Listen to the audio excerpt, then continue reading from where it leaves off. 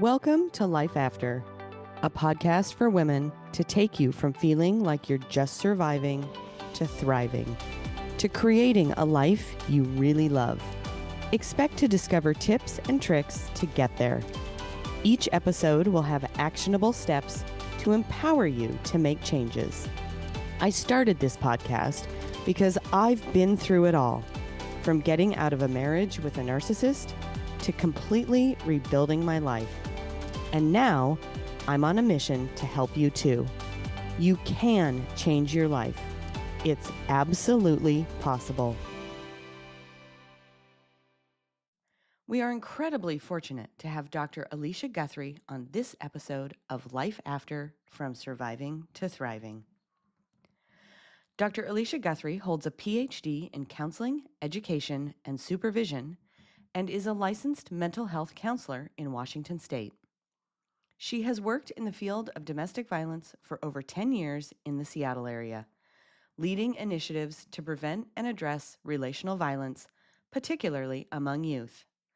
Dr. Guthery also serves as a visiting professor at Palo Alto University in California and an adjunct professor at Antioch University in Seattle.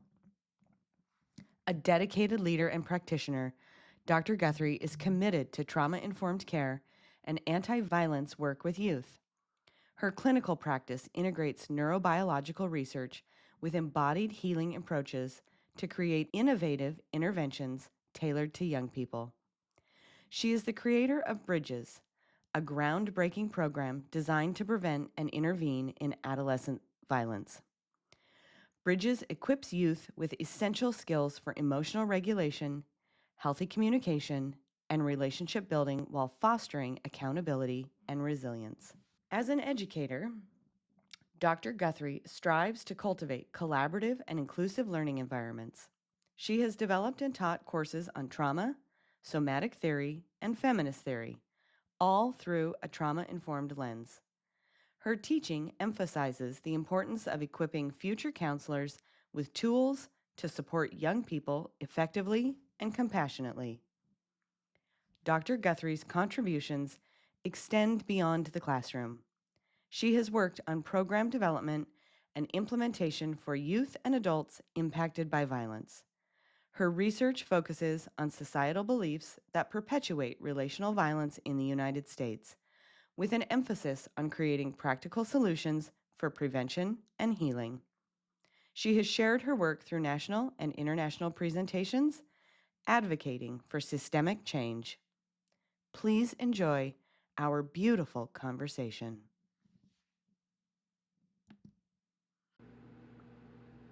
Hello. We are so fortunate today to have Dr. Alisha Guthery on this week's episode of Life After, From Surviving to Thriving. She is so amazing in all the work that she's done. And of course, in the opener, we will have her full bio so you can learn all about her. Thank you so much for being here, Alisha. Thank you, thank you. Thank you for having me. I'm excited. Great.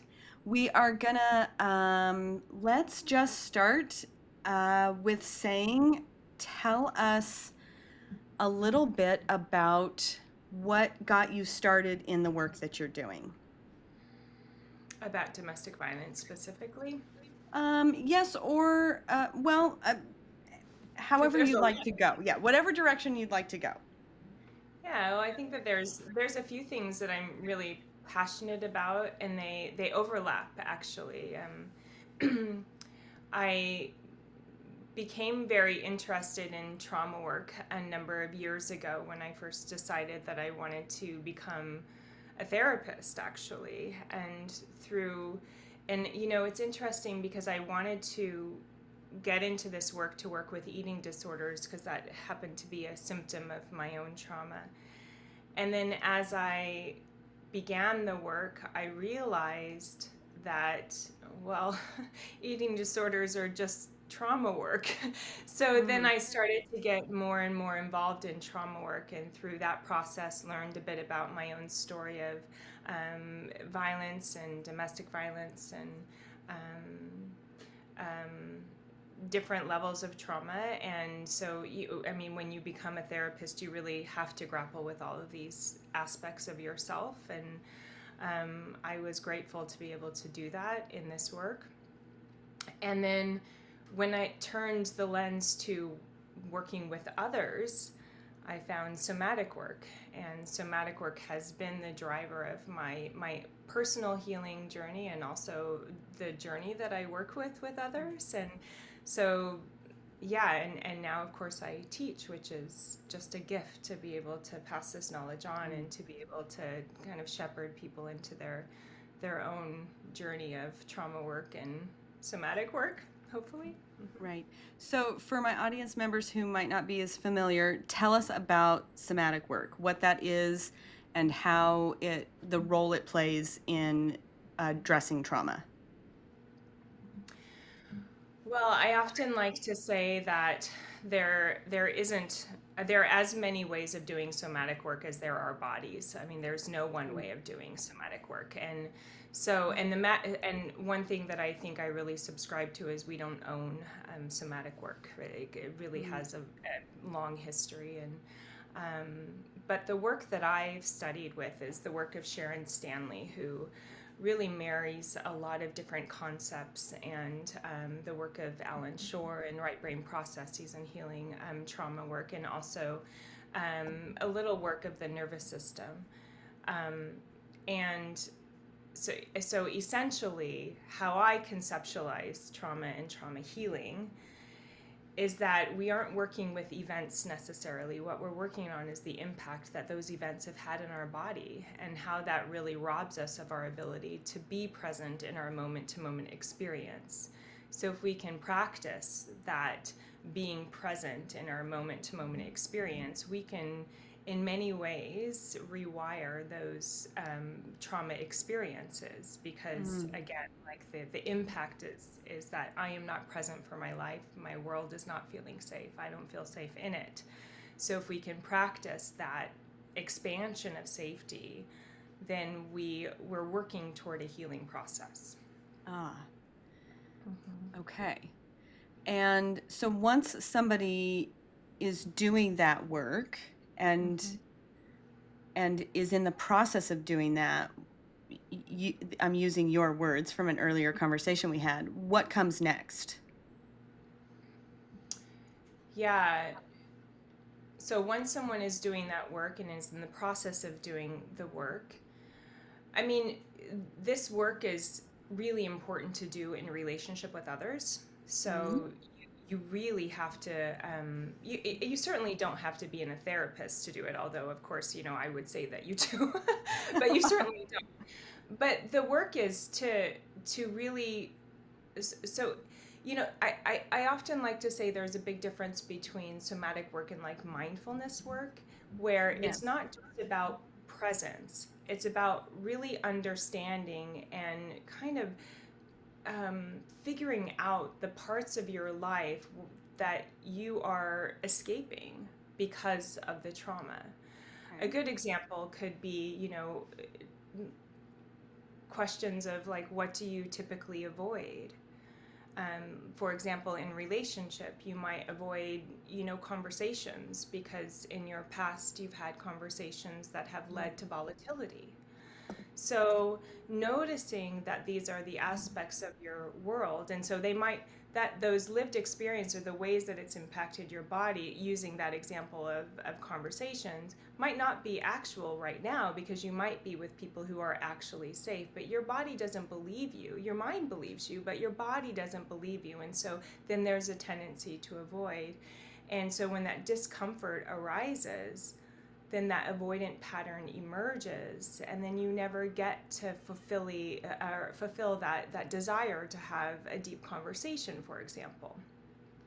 So the work would be not just to recognize that discomfort, but to also be able to kind of shift your perspective toward, this person could be safe, or this person is safe to talk to, and really stretch that learned pattern. And then I have a really good friend. His name is Dino. I kind of joke, he might not appreciate that I just said his name, but we're going to go with it. But he is not a therapist, and he and I have been friends for 26 years. And I remember complaining one day of like, gosh, I wish I would just like could do this differently. And he's like, well, what do you typically do? And I was like, well, I typically do this. And he's like, well, just do something different. Mm. And I was like, duh, right? Like that's such Right. a duh Right. thing. So that's what we're really asking folks. Like if you typically avoid or if you typically do this, practice doing something differently and noticing how you feel. And if you can turn the dial toward a position of, you know, going toward something that actually feels more fulfilling to you, well then you're really reshaping something. I Does that help? absolutely, and I absolutely love it because it's so practical So and practical. so real, just so real and realistic. And how often do we have those moments where we're like, well, oh yeah, duh, if I just got out of my own way, and but we need someone to reflect that to us so often. We need someone to reflect that to us. Yeah. A number of years ago, somebody told me that relationships are mirror images of yourself, and Uh, I didn't quite get that until until recently. But this idea of the relationships really reflect back to you the things that you need to focus the most on. mm, And sometimes we don't want to listen to that, and sometimes it's difficult to listen to. absolutely. Yeah. Yeah. Especially when I think that's so relevant in two ways. One, when all of your relationships feel that way, particularly when they're heavy, Right. or when you have such a divergence of relationships. You have some relationships that go this way and others that go a Exactly. complete different way. Then it's like, why are they so different, right? And Right. Right. understanding what's happening in these versus these to try to get some clarity on Exactly. where some work might need to be done. Yeah. Exactly. Yeah. I loved the mindfulness, and one of the questions I always ask all of my guests is, where in life, um, the changes that you've made, that have had the biggest impact for you. And when I just want to do a really quick note to the audience, because I do send out a form for all of my guests, and with just a, a few questions to kind of set up, um, the idea for kind of to give a feel for what each interview's about, and give my guests the opportunity to, um, prepare a little bit, as well as for me to understand where they're coming from. And so I sent the form to Alicia, and the question that I asked was, what changes have you made in your life that have made the biggest impact for you? And so I'm going to read the answer. I don't mean to put you on the spot, Alicia, but I'm going to read the answer.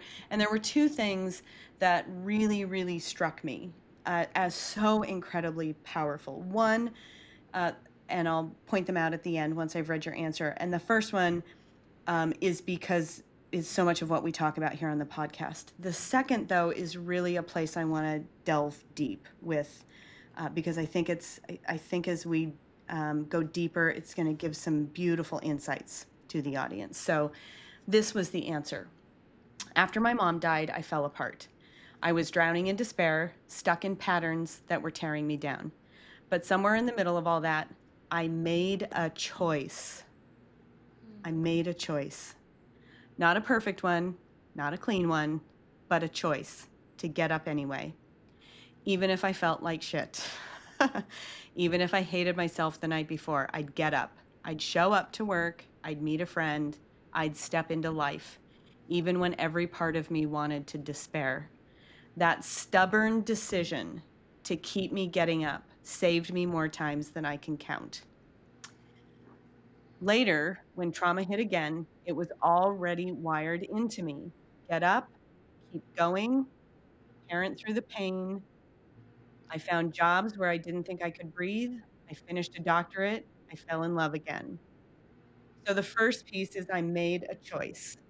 Mm-hmm. That is so, so much about what the work that I want to put out into the world is what we do. is we make choices, and we get to make choices. When we have no control in the world, we still get to make choices about what we're going to do.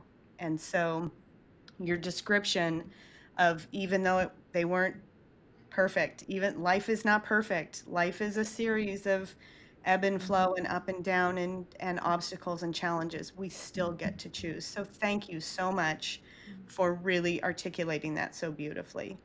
The second piece that I think is so meaningful, particularly when you have experienced trauma, when you have faced a narcissist, are trying to deal with getting out of a relationship with a narcissist, or you're healing and recovering from that, is there, and it just resonated with me so much because I feel like I did the exact same thing. I made a stubborn decision, and I would never have thought to articulate it that way, is a stubborn decision.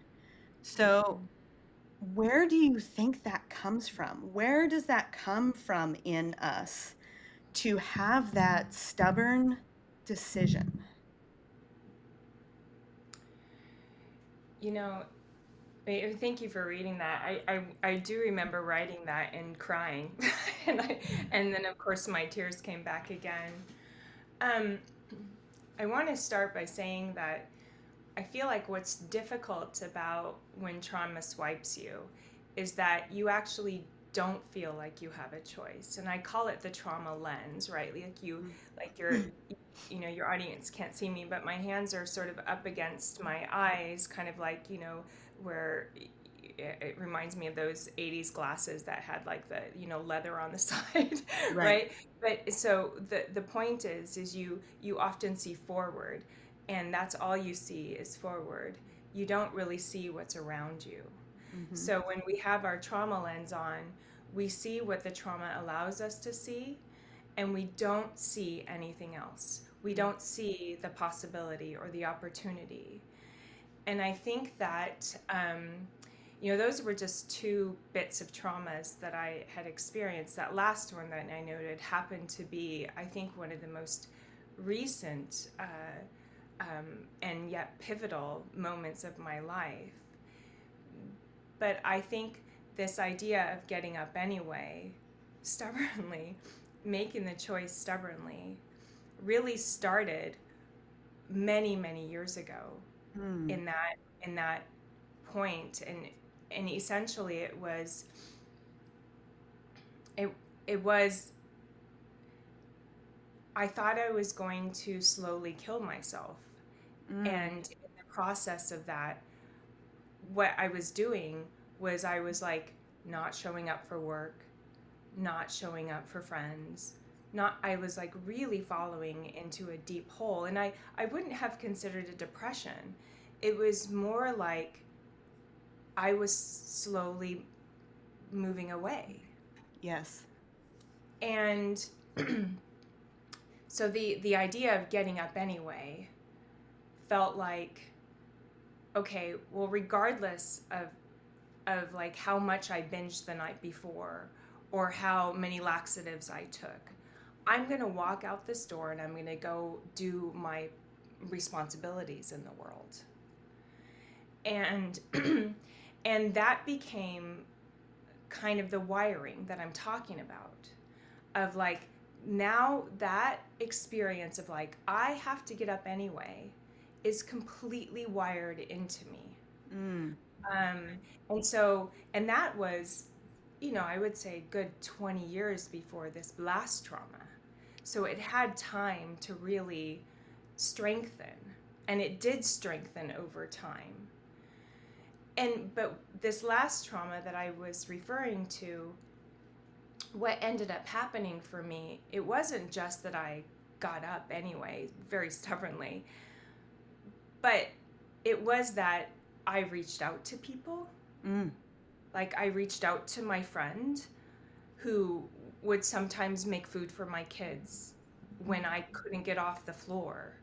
So the choices that I made weren't choices of like me not honoring my current real debilitation, but that I still had to participate in life. I still had to take care of my kids. I still had to find a job.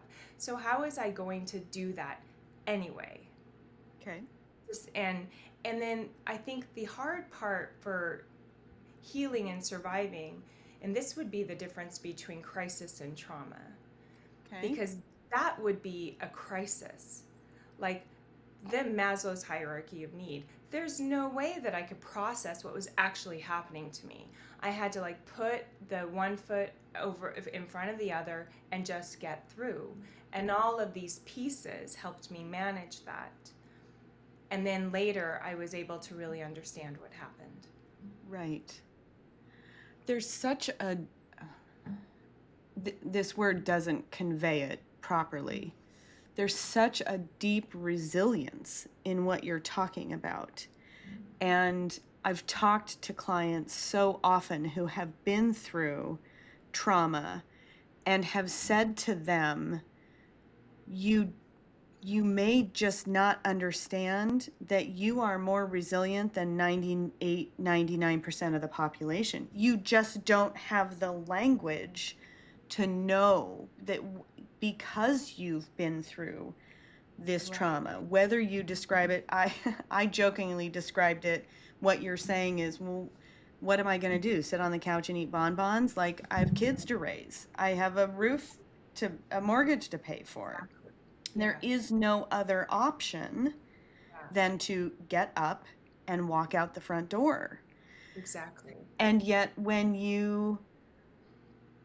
I think there's sometimes a disconnect between the reality of making those decisions and the habit that that becomes, and exactly what that means when you're showing up.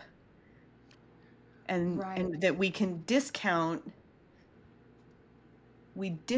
the power in that. We discount our abilities to how strong we are, how Yes. I often think of like, well, you're just making me think of this, and it's this idea of, well, when we're doing it anyway, when we're parenting through trauma, when we're parenting through violence, when we're parenting through, or just getting through, not even being a parent, getting through, that in and of itself is inherently resilient. And I don't often use that word. But I think why we wouldn't maybe be able to recognize that is because there's so much shame in that process. ah, So we can't see the inherent strength or agency that provides us, because the shame is so heavy. I felt that. Yeah. Yeah. Like, I should have been able to hold on to this marriage, or I should have been able to do this, or I should have been able to manage that better. Right. Which which is so interesting because in unhealthy relationships, and we've talked about so much of the work I do is specifically around narcissists. Mm-hmm. Mm-hmm. You know, the challenge there is that the other person is actively convincing you that you are the problem. Exactly. And Yeah. so in order to, to have that, you you you have to have that moment of enlightenment, that aha moment, or the space away to have the peace, to have the Mm-hmm. calm, to have the Mm-hmm. noise in your head stop Yeah. in Yeah. order to move through that. And sometimes that doesn't happen unless you've had the healing and the Yeah. recovery, right? Right. And there's this idea where, like, narcissists, they really need you to be the problem. And but the Mm. converse aspect of that I think is the real heartbreak, is that you have to be the problem, otherwise something else could be wrong, or they could not be the right. It's like your Right. whole lens would have to be reshifted. So you also have to be the problem. And so the crack in the rock could be to recognize perhaps that I wonder if you can imagine that you're not the problem. I wonder if you can imagine that, you know, maybe for a second they are actually the problem. Right. That is what a brilliant question to ask. Right. And then what stubborn choice would emerge from there, right? Absolutely. Okay. Well, if they're the problem, then, well, there you go, Right. right?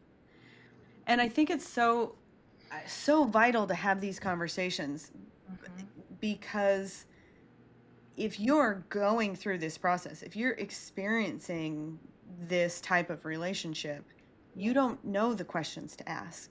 You don't know if you get that crack of light where you're like, huh, maybe, hmm, and having some place to go where you can learn more and understand and be able to ask yourself questions exactly like that. I wonder if I could imagine a place where I'm not the problem, right? Even just presenting, even just putting that question out into the world allows for the space of finding possibility. Exactly. And this is also, by the way, I just want to give credit where credit is due, because this is also the beauty of somatic work.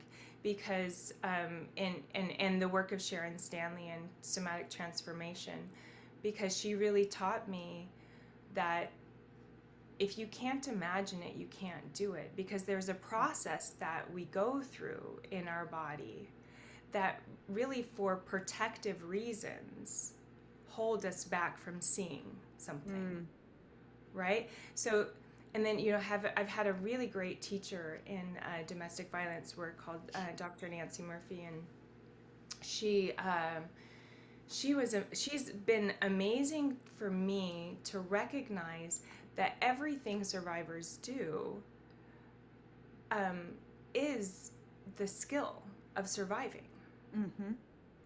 So, and I think that that's sometimes surviving works against our ability to imagine, right? Absolutely. And I would say maybe all the time, but you know, also don't like the kind of binary right and wrong thinking, right, all the time. So it's Absolutely. Yeah. not everyone, but it's, yeah, it's this I call it being cloaked. Mm, Like, and if you weren't cloaked, then you would have to see, and it's so painful to see. yes. And in part, it's so painful to see or to acknowledge, back to that image of the mirroring when someone mirrors you.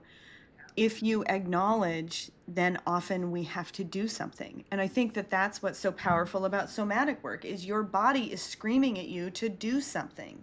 And the more you ignore it, the louder your body is screaming at you. Yeah, yeah, absolutely. So I'd like to change gears a little bit and talk about generational trauma. Ooh, yeah. What I'm not really sure I have a direct question other than I think that it's something that has people don't people are starting to talk about. Oh yeah. Um, it's starting to be a more uh, a bigger awareness amongst people, and I think with that, particularly in our lines of work, that there's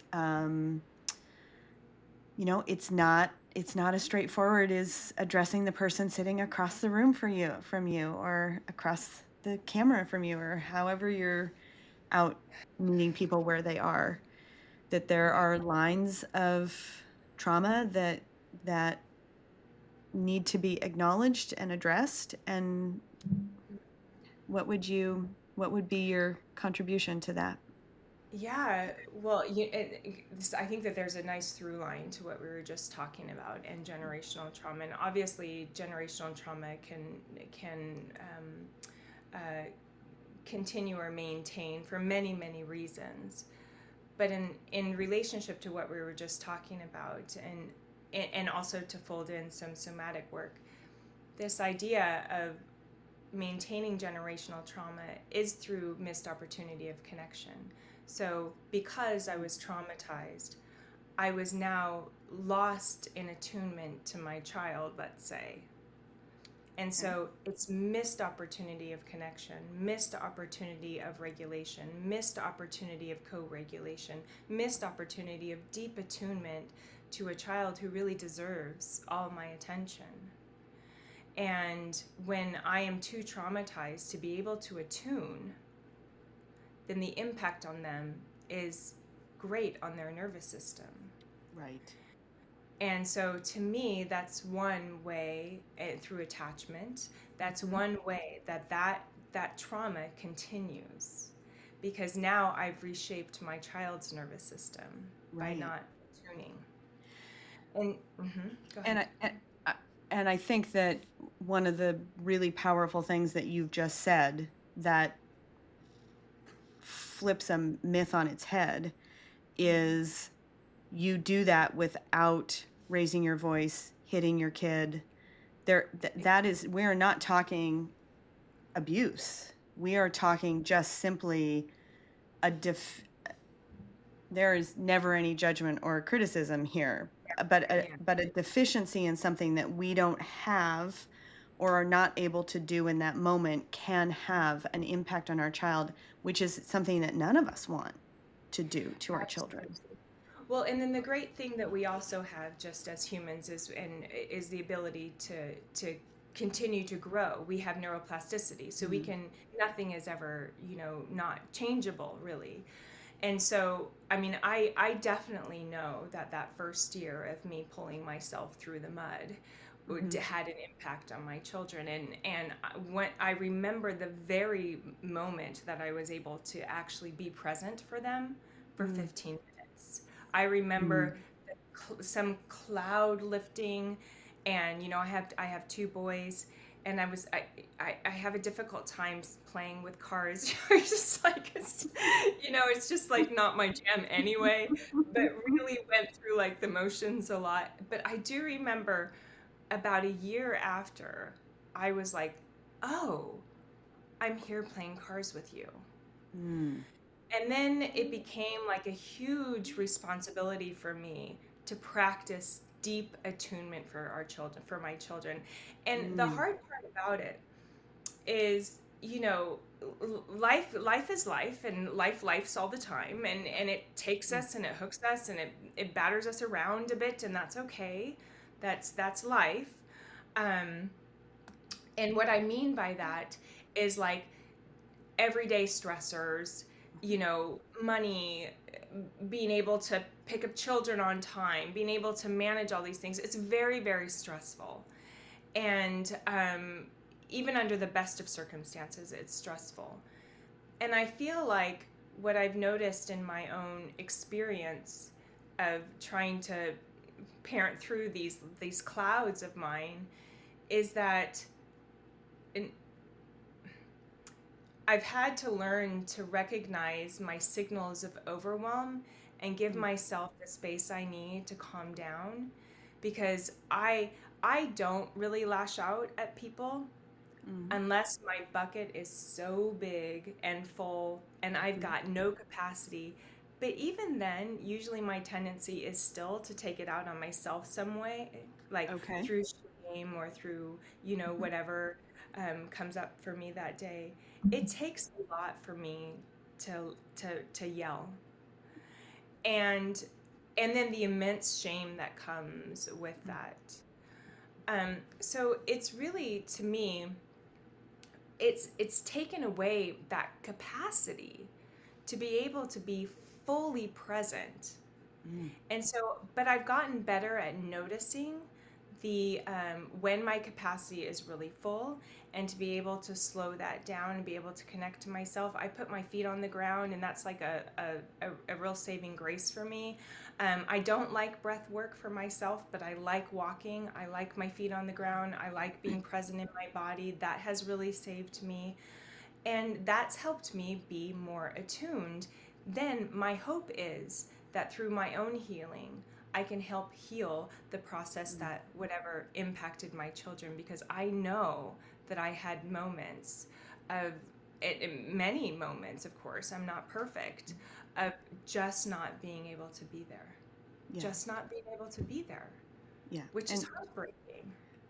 absolutely. And when we have those, when we're experiencing our own trauma, I'm exactly the same way. I look back and know that there were so many moments that just you're shell shocked and you are just barely hanging on yourself, and you can, and whether you want to or not, you don't have the capacity to show up for another human. And when it's your children, it's incredibly painful to know that. And to know that we can learn and do better and then teach others, or relate to our children differently even as they grow and build, that is And this is comforting. what I, this is what, just to go back to the very first thing that we said, like, this is what I mean by it's not the event of trauma, it's the impact that it's had on you. It Mm, takes away so much of who you are, and you have to figure out a way to get that back or yeah. develop yourself in a different way. Either Yes. way. Yeah. Yeah. So I want to move from there into community and collective. Yes. How um really how well, both things really, and I'll let you decide how to address, but we've got collective trauma Mm-hmm. and healing that needs to be done, and how not only building community helps us as individuals but then helps address that collective trauma. Absolutely. Mm-hmm. Mm-hmm. What does that look like? Yeah, I mean, and you know, it's so much of what we've just been talking about in my mind, and of course, it's only my opinion. But to look at what is robbed from us when we are traumatized, it means we are not safe and the world is not safe around us. So it doesn't matter if we're dealing with like political trauma or like interpersonal trauma or, institutional trauma. The impact that that has in our bodies is we just want to adaptively be on our own. We want to insulate. We want to stay with our people. We want to stay with what we know. That's our evolutionary response of protection, which makes sense. But what happens in that process is we forget the other. We forget that it actually, in our adaptive response of isolation, we forget that we are not here to isolate. We're actually here to take care of others. We're here to Mm, be in relationship with others and to be in community with others.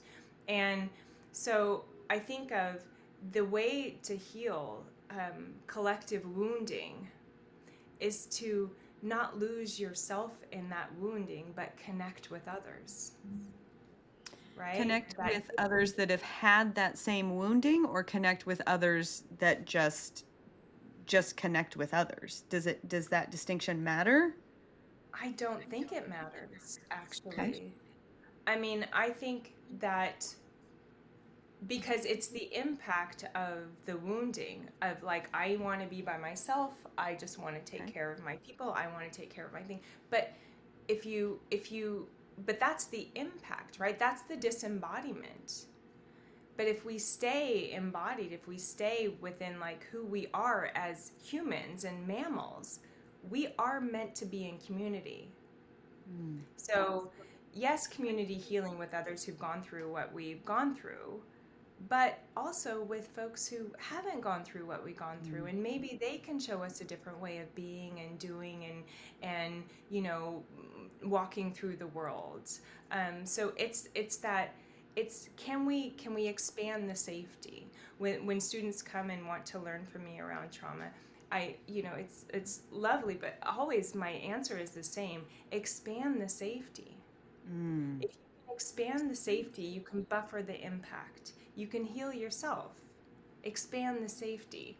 mm. Find the spaces of safety and move it out. Right. Um, yeah.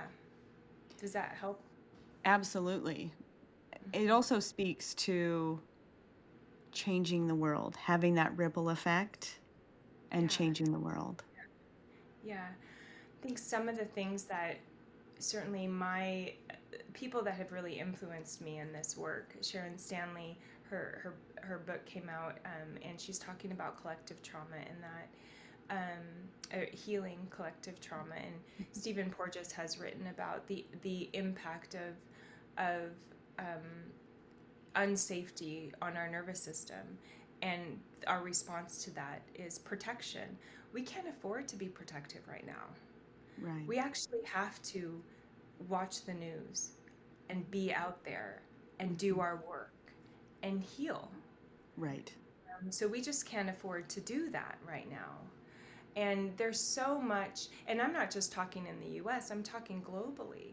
right. Like, I really do feel like there's, that we are being called, us as healers or clinicians, are Yes, being called to move toward a more collective response to what's happening with yes, natural disaster, with war and politics, and our calling is so great right now because we need to be in this collective space together to heal. absolutely. It's the only, hopefully not the only, it's one way that we can powerfully help people to change their lives and then allow them to become leaders and allow them to become healers and allow them to step into their Mm-hmm. full potential, which then Yeah, allows them to show up in their communities. I mean, it is that I come back to this again and again, that idea of a ripple. And absolutely. this is how we this is how we will change the world. Right. And so long we've reflected this in an individual capacity to the Judith Herman model of healing, the triphasic model, or even victim, survivor to thriver, right? Hmm. Like part of that process is to be out, is to be an advocate perhaps in the thriving space, or to work with others, or to this is a thriving that many people subscribe to, and that is a community healing. So these models that we have long subscribed to, I think that they've had deep wisdom in that. I also think that we now need to apply them on a greater scale. Yes. Yeah. Mm-hmm. Yeah. Yeah. More, more, more, More, more. more, Yeah, more, more. Yeah. absolutely. And how do we tap into that healing power? How do we tap into um, uh, people's tendency, again, just as mammals, to isolate during times of threat response and instead work against that pattern toward opportunity and connection? How do we do that? And that, I think Mm, that that's a question for all of us to answer. And certainly we can do it on a small scale by answering this in our own backyard, like the Wizard of Oz, right? We can start there because that is really important. And that does have a ripple effect. We do change and make connections every time we go to the grocery store, and how we show mhm. up to that is impactful. The impact of abusers is that we get smaller. Yes, We isolate. So all of what we're talking about is so connected. And how do you move back? How do you move past that in a way that allows you to almost make yourself bigger than you ever thought possible? yes. I love that. I'm going to get it completely wrong, but I'm even going to get her name wrong. Marianne. Oh, but she talks about, we say, who are you to be bigger than you are? Who are you not? Like, she questions. I'll find the quote and put it in the episode Do. notes, in the show notes. Mm-hmm. Um, and to your point, um, there are it also can challenge that need to fit in, the need for belonging, right? So how do we find those community spaces, those in light of, haters on social media, and how do we create, pages and communities online that are safe spaces for people to come and to develop those skills, and then to make them bigger in their own communities, be it in person, or because it can feel you especially when you're starting out and you're trying to do this work, it can feel very vulnerable to be the one that's out there doing that, trying to get people to Right. listen to your message, wanting to Right. Oh, expand it. It is a challenge in finding those spaces where it doesn't feel so vulnerable. You don't feel alone. I actually have a quote taped on my desk from Simon Sinek that says, "In the beginning, I ran the race by myself, right. and it's lonely, lonely, lonely. And now I've got 1,000 people to the left, and 1,000 people to the right, and 1,000 people behind me. And I look around and think, yep, we're going to change the world, right?" But Yep. he obviously had to, yeah, he had to develop that, right? So how do we create these spaces for people so that Right. they can build that and Right. have 1,000 people to the left, 1,000 people to the right? Yeah. 1,000 So people behind. yeah, yeah. Yeah. I mean, these are the questions. Yes. Yeah. Mhm. So, audience out there, anybody have any answers? Please share them. Please share them. We're In the asking big spirit of questions. community, we all need to be asking and answering together. Mm-hmm. Yes. Yes. And having a forum with which to have honest, Yeah. transparent, you Mm-hmm. know, um, clear dialogue around it for sure. I do think that there's, when I think about trauma and trauma healing, and yeah, I joked about it's my students can be like a little bit dismayed at sometimes when I just respond about expand the safety, but I think that there's one thing that I've noticed about these really big questions that we're trying to answer, Mm. and that is there's a tendency to want to pin down the one answer. Ah, And I think that actually, I wonder if we can all hold space with the idea that there can be multiple answers, and that rather than moving away from this immobilization of the tendency that we have when we are traumatized toward a mobilizing spirit, even mm, if we get it wrong, right? Just like go out there. And there's not going to be one answer, but right. there's going to be thousands and thousands and thousands of beautiful minds that really lead this charge. And I think that that's what I'm really in love with that idea. Well, and it also speaks to learning curve, right? Because as humans, we are going to learn. We're going to fail forward. We're not going to have, even if there was one answer, which to your point there isn't, we wouldn't get that one answer right the first time we tried it anyway. There has to be, learning behind it, and growth and development, and trial and error. And so, And imagination and spirit and yes. creativity and Yes. Yeah. dynamic growth and Absolutely. So, as we start to wrap up here, what's mhm. the one question that you wish people asked more, or asked that they don't tend to ask?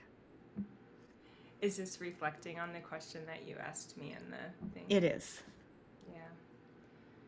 Yeah, because that the person that showed up for me when I had trauma happened to be the person that I was referring to in that story. And she and I were on this trip with our kids. And my youngest was just really dysregulated during that trip. That's the easiest way of saying that. And she said to me, she said, "How can I help?" Mm,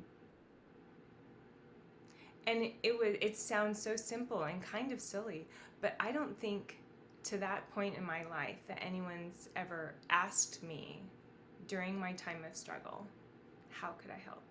right. Not like what do you need? Because that requires an answer. Like, it's just a very, but like, I'm here for you. How can I help? Oh, it's just so sincere and authentic. And I commented on that, and I'll bring it here that, yeah, I wish people would ask that more. Yeah. Thank you. Mm-hmm. Yeah, thank you for sharing that.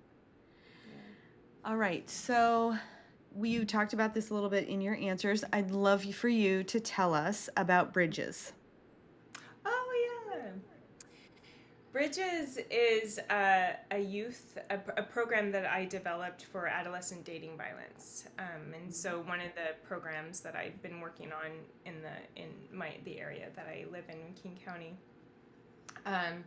is a diversion project for kids who get arrested for domestic violence. They can go through this program, and they will learn about skills to help them not perpetrate domestic violence. And so it's an intervention and prevention program.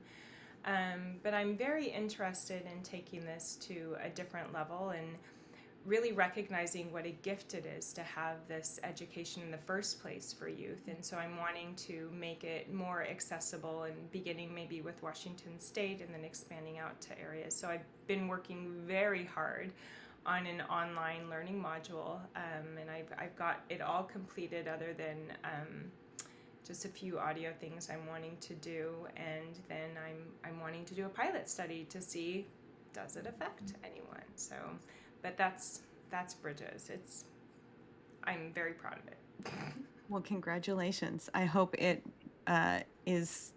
brings you all the success and you're able to grow it and develop it and reach a lot of, unfortunately, there are a lot of kids that it could reach, and hopefully it will successfully do that. Yeah, I hope it is a step toward eradicating violence. Yes. Yeah, that's one of those things where we need lots of imagination and creativity and tools to make that happen. Mm-hmm. Absolutely. Yeah. Thanks for asking. Of course. Anything else that you would like to share with the audience that maybe I didn't think to ask, or that? Oh. I mean, I can't think of anything offhand. I'm the worst at that, like at the end of an interview. Is there anything that you want to ask about our company? No, I feel like, I feel like we covered a lot of territory, We did. and I hope it was really helpful and useful to people, no matter where in their stage of healing they are. Yeah, and people can always reach out to me if they have more questions.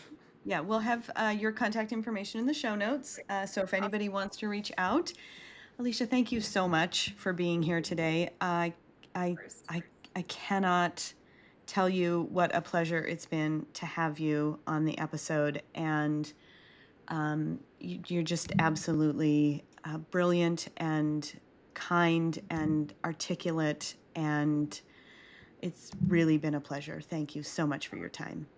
Thank you so much. I appreciate that. Yeah, absolutely.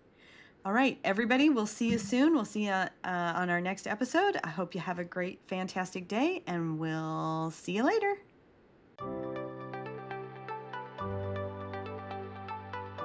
As we wrap up, here's the thing. I've made every mistake. I've literally been there and done that. It's one step at a time, and you'll get there. There's hope. You've got this.